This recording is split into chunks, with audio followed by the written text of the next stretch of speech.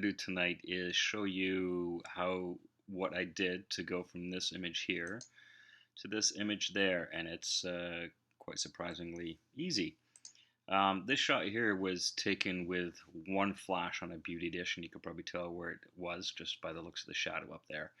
And there was a window up on the left hand side for a little bit of ambient light, but that's a whole other discussion. What we're going to do here is show you what I did in post-processing to achieve this picture here. So the first thing you can probably see is drywall marks, and really that's kind of ugly. We want to take those out, so that'd be the first thing that I would do. Not too easy to do in Lightroom. You can, but I still like to do that sort of thing in Photoshop. So I'm going to take this image by going Command E, and that will take me to straight to Photoshop. Give it a second here. So always duplicate your background layer, and I'm a big proponent of shortcuts, so I'll say which ones I'm doing here as I'm going along here. But first of all, I want to remove all these lines here, and it's pretty easy. Just hit J and it'll take you to spot healing brush, and you want to make sure that content aware is clicked on up here.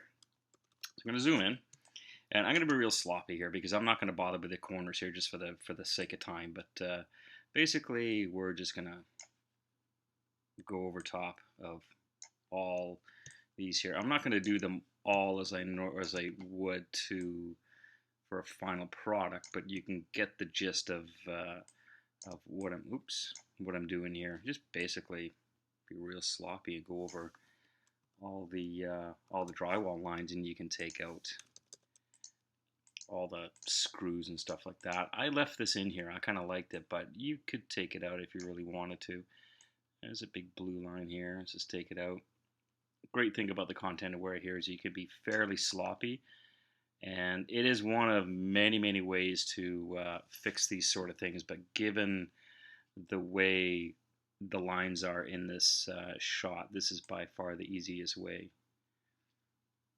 So you can be as detailed or as sloppy with this as you like. I'm just going to get the main ones out of here so at least the final product looks fairly decent.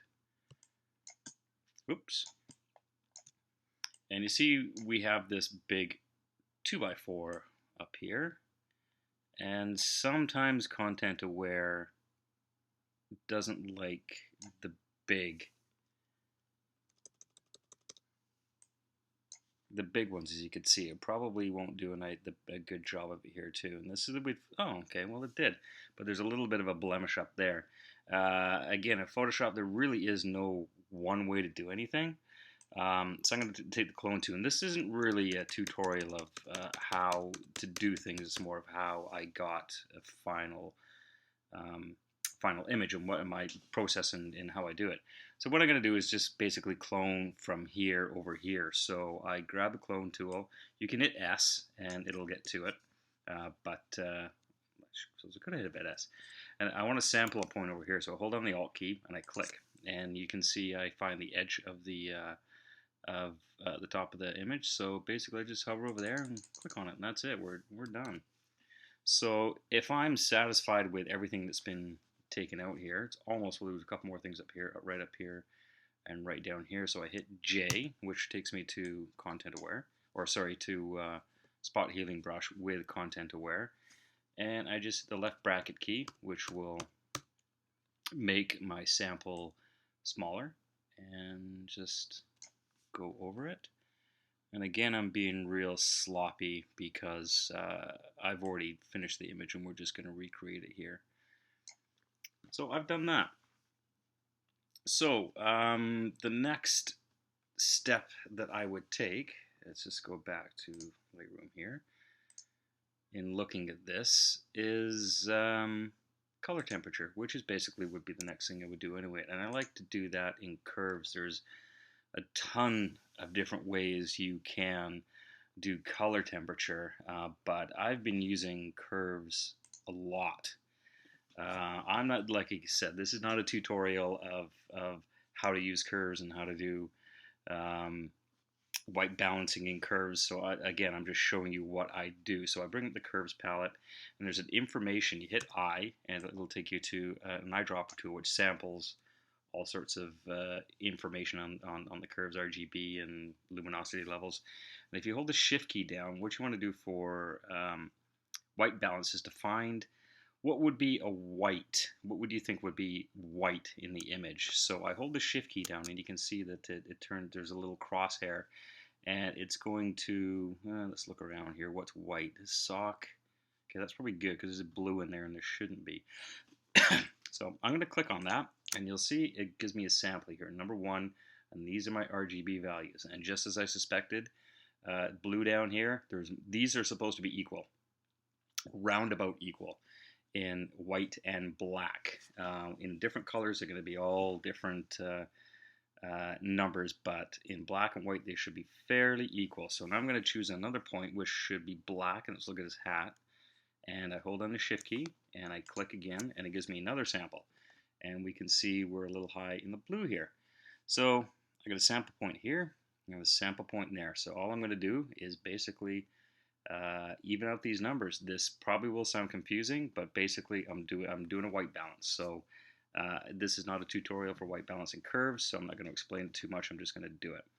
So basically I want to take number 1, which is the highlights, and I want to take the blue out.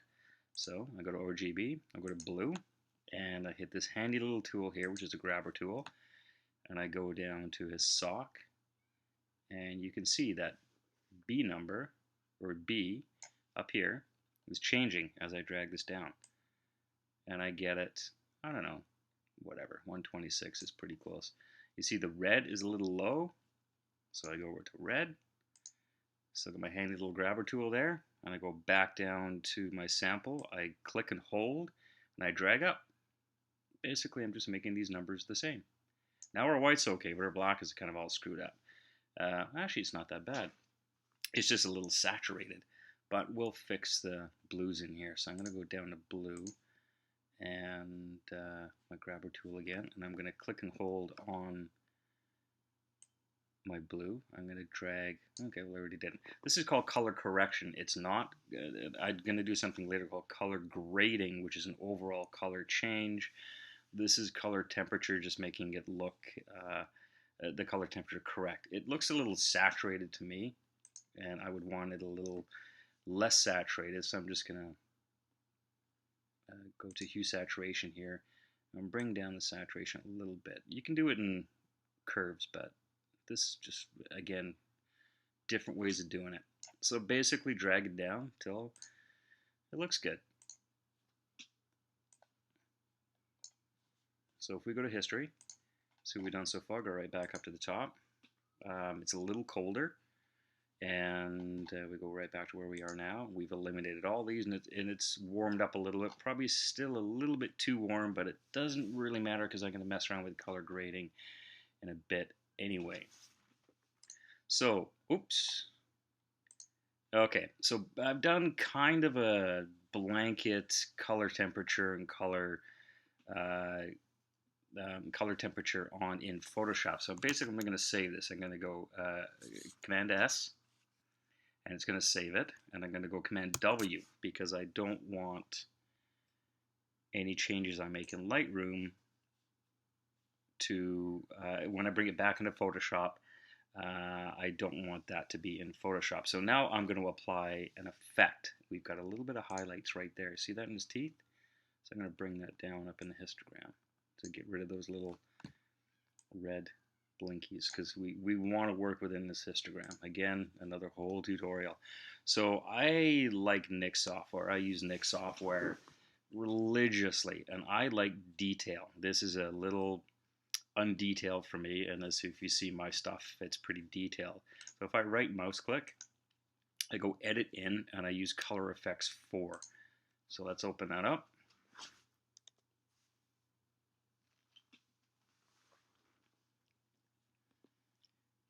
Yeah, it takes its time. One of my favorites is called Detail Extractor, and which it comes up automatically. And look at the difference between if we're, where are we here? If I before and after. It just punches that out. With a guy, generally, I like to leave the detail in there, especially if it's a shot like this, uh, because I can, if I go minus here and take out that detail, it softens the face up a little bit. And with a guy, I'm not too worried about it, especially with a band shot. But if it's a wedding shot, and I'd like to take that detail um, out of a bride's face, because generally they don't like to look like that, especially screaming.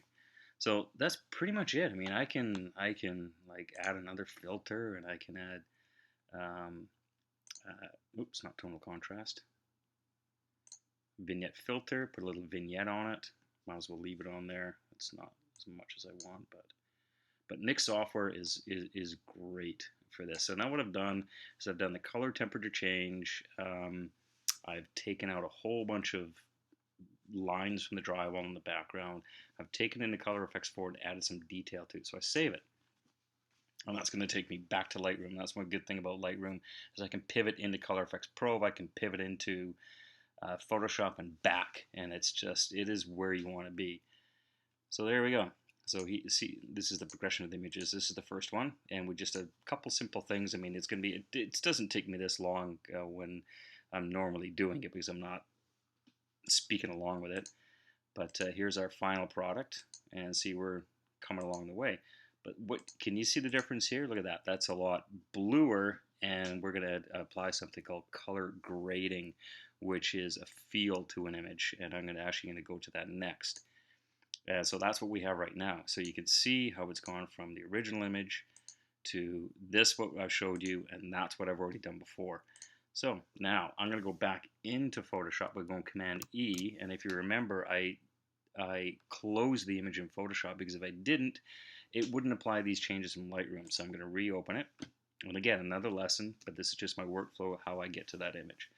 Command E, open it up, and what I am going to do now is some color grading, and what that is give an overall feel, and there's one that I like right now. So I open curves again. Like I said, I've been using curves pretty extensively lately. I've been really studying it, and it's a fantastic tool for colors and everything in Photoshop. So what I generally will do, and it's actually a fashion color grading scheme, is I hit the RGB and go down to blue, and this little the bottom of this histogram here is your darks. So you can see, actually this shows it a bit better. If I go back to RGB, if I pull this this way, you'll see the whole image is getting darker. And if I go up to top, which is the lighter areas, and oops, sorry, if I pull it this way, you'll see them getting lighter. Again, you're gonna learning curves is a whole learning curve. Yeah, there we go. So what I want to do is go to the blues, and I want some blues in the shadows.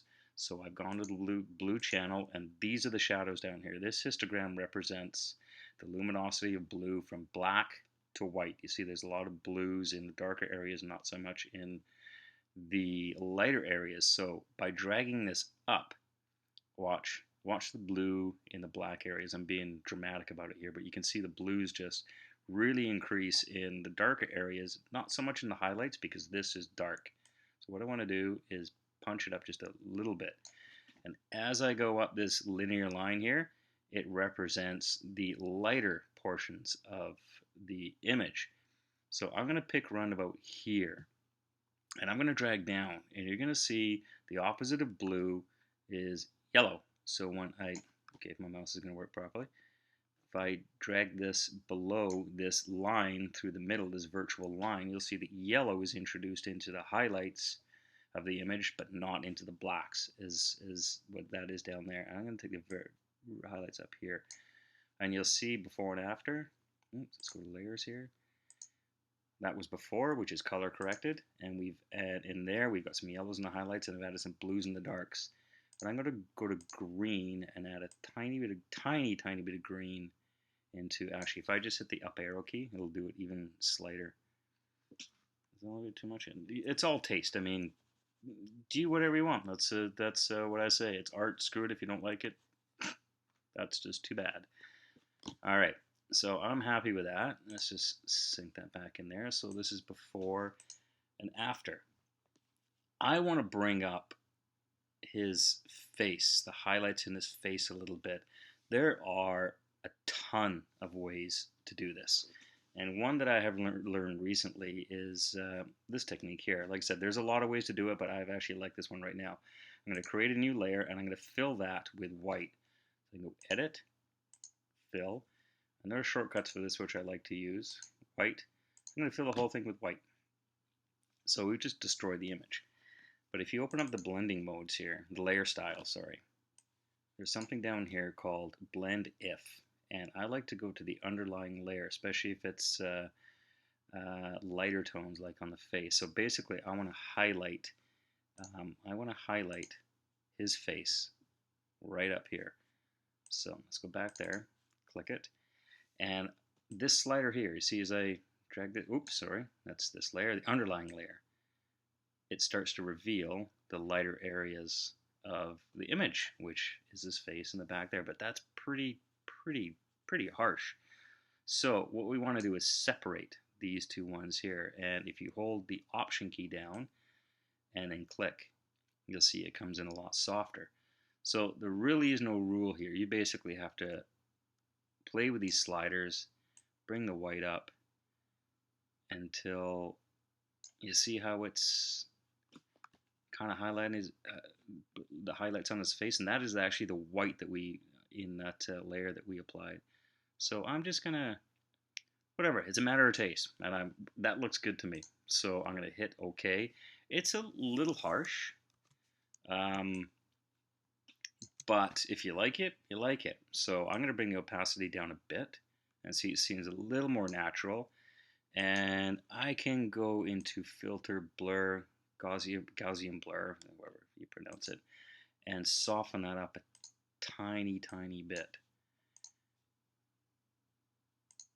And look at the difference. Look at the dramatic difference it makes in that image. And if we go back to Photoshop, oops, sorry, no, Lightroom, not Photoshop. And you can see I've added white into the finished image I've done before. Actually, I've done it. It's a little more dramatic in the picture we've done here. So let's go back to it. Let's leave it in there anyway. It doesn't really matter. Like I said, it's a matter of taste. Let's bring it down a tiny bit. Opacity. So here is with the layer off. Put it on. We've really made his face very dramatic. Okay, let's take it one step further, which I did not do in the other picture. You always have new ideas, and you start looking at the picture and you've already done it's like, oh, I could do this to it too. So let's take this same technique that we've done with the white layer over top of this and darken in here. So let's create a new layer, and we'll fill it with black. Edit, fill, black. So use exact, so it's all gone. So now we want to double click on this to get to layer style again, and we're going to do the opposite. Instead of dragging the black sliders up this way, we're going to do the white sliders down here to reveal the darker areas in the image. And you can see very harsh, very sharp lines. So we'll drag that all the way back. And remember, hold the Option key down, keep it held down, right mouse click, and it will separate. You can let go and separate it, and it will give you a much smoother transition. So I'm going to drag it all the way down.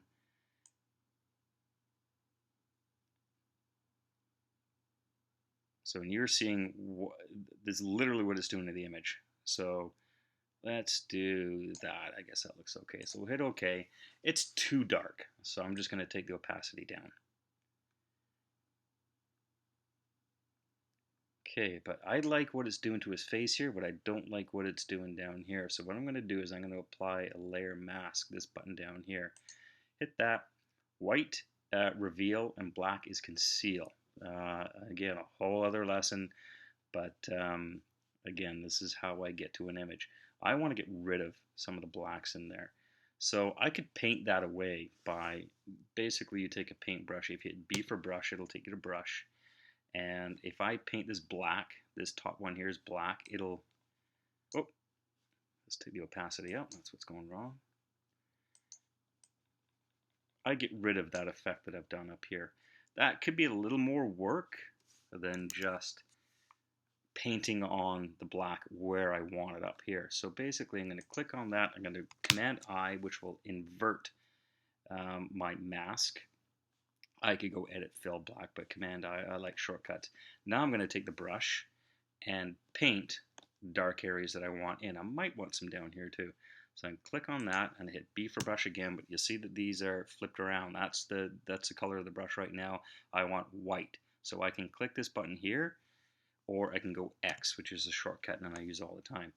I'm going to use my opacity down to, I don't know, maybe half is a good start because you can go up and down from there. And see how I paint in the black.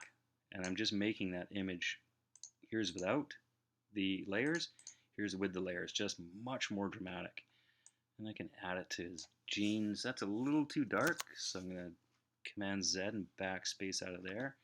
And I'm going to paint even lower opacity, which is more subtle than his face. I'll go around the edges. Whatever. You just, whatever. It's like paint by numbers. Adds a little bit of contrast. You could play with this for hours, which we're not going to do. But here we go. Let's just go back up to the top. This is what we came in with, was our color corrected image. It's a little warm, but it doesn't really matter because we've added a color gradient to it. And again, it's a personal preference. And we've added some highlights and darker areas, and we've color graded it to put the blues into the black, some yellows into the highlights, and a bit of green into the darks. So I'm going to save that. Command S will save that. It'll save that back into Lightroom, and I go Command W to get rid of it because I don't want that in Photoshop anymore. And let's go back to Lightroom. So there we go. That's we're not quite done yet because we are looking at this image. Okay, so we've got that. Yeah, it's still a little bit warm, but if we're in Lightroom here, we can do this in Lightroom or Photoshop, but up in the white balance here, I'm going to take the temperature down a tad bit because it was a bit too warm, and bands tend to look better a little bit colder, so I'm going to drag the temperature down a little bit, and I kind of like that. And I wouldn't mind a little bit more blacks in there. Okay, so that's a base image, and we're almost there. We just have to get there. See, this looks even a little bit warmer than this one here. Oops, what did I just do there? Okay, so I'm going to go back into Nik software. And if you guys don't have that program, it's just fantastic. Because of all these, Vivisa 2 is a selective editing. Silver Effects Pro is black and white. Define, I don't use that too much, but Color Effects 4 has got 52 or 56 different effects to it, and Analog Effects Pro is another one I've recently started using, and it can really mess up an image, so I'm going to click on that, and in a band image it's pretty good. But I'm not going to go into all of the different ones. I'm just going to pick one and make an effect to it that we think is good, because there's tons. I mean, you could spend hours doing all sorts of different kinds of. So okay, well, this is the one that I used on the last image I did, and look at the difference. Where do you turn it on? Okay, again, do global one here. But all these different ones, I'm not going to get into it because it's a whole other sort of lesson. But this is the last effect that I used. There's lens distortion. Watch, it'll pin cushion it in. Okay, actually, I kind of like that. Zoom and rotate blur. Again, we're not getting into this. I'm just hitting these buttons and see what happens. You see how it put a blur or a zoom into the edge. Dirt and scratches, just puts an overlay onto it. But, hold on, that zoom and blur. My center has to be his face because it was blurring his face. And let's drag this out. These are all control points, which I can control where the midpoint is and where it starts, different sections to how much that effect is applied to it. So let's close that. Light beams is another cool one, and there is just tons here. I don't think I'll pick one here, but That one looks okay. Let's take the strength down. That's what the strength at 100%. Let's go down a little bit. Just a subtle little, I don't like the red down there actually. So I might not even use that because red is a little bit, yeah, it's not a complementary color to blue and yellow. So let's take,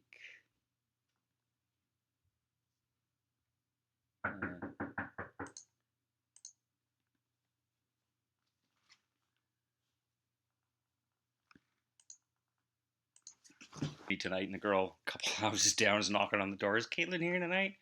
So I'd tell her no because she wouldn't stop knocking because she knows I'm here. What was the photo plate, lens vignette, film type? Light leaks. Okay, I want to turn light leaks off. I'm not going to go into all these, so I'm just, that looks cool, sure, let's just pick it. I hit save.